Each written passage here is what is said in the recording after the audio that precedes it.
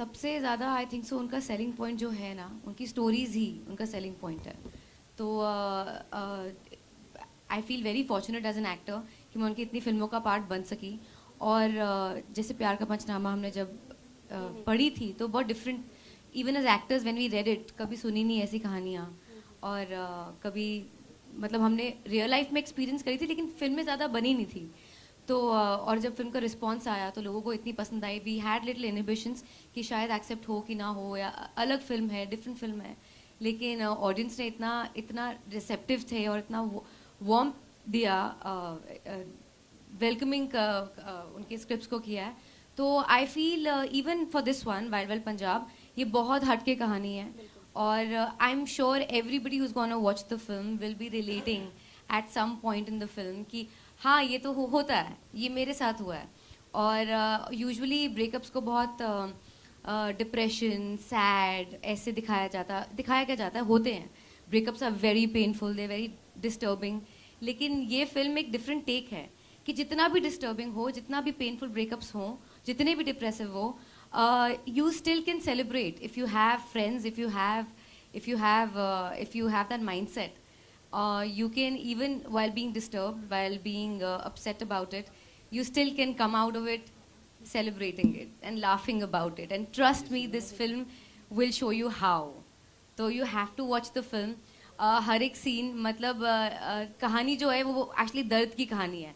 खन्ना एक बहुत दर्द से गुजर रहा है और हमने उस दर्द को इतना कॉमेडी में और इतना कॉमिकल वे में प्रेजेंट किया है कि you know it's a mix bags of emotions. और यू विल फील कि मतलब मज़ा आ गया इस वाइल्ड राइड पे जाके, ऑडियंस इसको मज़ा आएगा।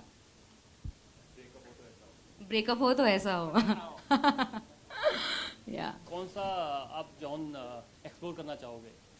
पाजी, जो मैं ये फिल्में कर रहा हूँ ये मेरे लिए बहुत अलग है।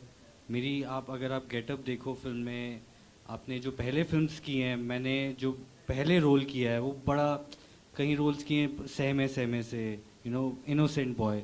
इसमें एक अल्फा है, एक बंदे की चौड़ है, टौर है, कुंडिया मुच्छन है। मतलब हमेशा वो उस फैमिली से आता है कि जहाँ पे एक मूछें हैं तो ऊपर होनी चाहिए, वो शान मानी जाती है।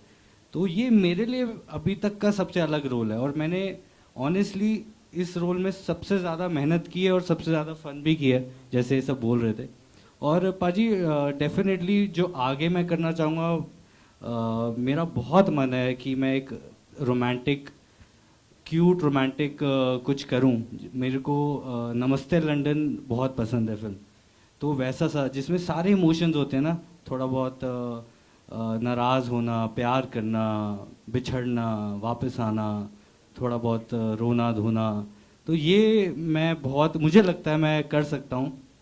पर वही धीरे धीरे मैं आज यहाँ तक पहुँचा हूँ तो शायद वहाँ भी पहुँच जाऊँगा आप सबके प्यार की वजह से। तो आई रियली होप वो एक दिन आए। देखने को मिलेगा। इमोशनल इशू, इसमें इमोशनल इशू है, बहुत और इस तगड़ा तरह- इमोशनल इशू है। Okay. आई थिंक मुझे ऐसा लगता है, स्पेशली खन्ने की नज़र से अगर आप देखोगे तो बहुत ज़्यादा इमोशनल इशू है।